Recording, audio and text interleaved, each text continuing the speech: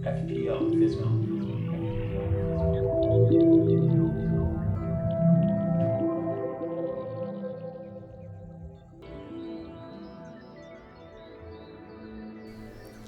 How's it going?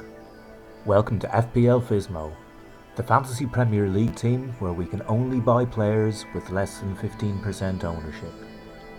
If a player rises above that threshold, we can keep them, but if they're transferred out, they can't return until they drop below 15% again.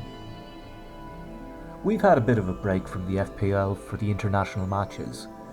Can we start climbing up the ranks again? First, let's look at the scores from the last 2 weeks.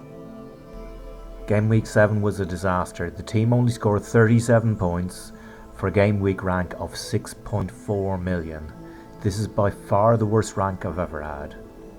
It could have been even worse if our new signings, Son and Yarmolenko, had not got attacking returns.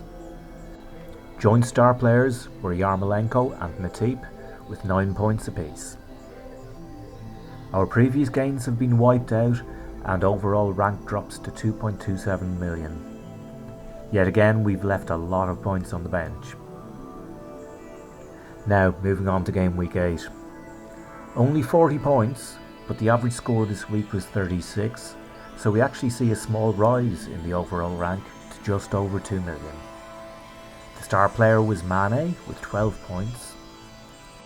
I decided to captain Firmino as a greater differential, but that's the kind of mistake you can make after a terrible game week. At least I haven't made any rage transfers. Anyways, the past is the past, and it's now time to look forward. Here's the team for game week 9. It's looking pretty well set up, and we've 2 free transfers. Starting at the back, we could save some money by downgrading Pickford to a 4 million keeper like McGovern.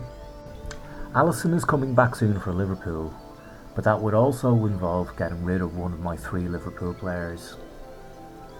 In defence, Matip is likely to play, but there's doubt about the Man City defenders. Stones is back in training, putting Otamendi at risk.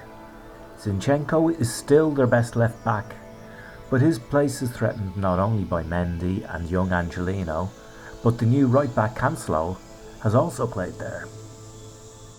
I'm struggling to think how I can improve the midfield. The most obvious improvements are unavailable due to high ownership.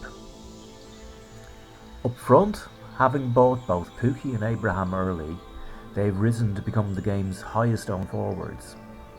Firmino continues to impress, but seems a little unlucky in converting this into FPL points.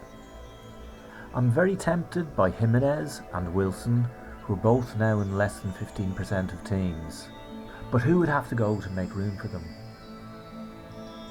I'm not going to waste the transfer, but I'm not going to commit to a change up front.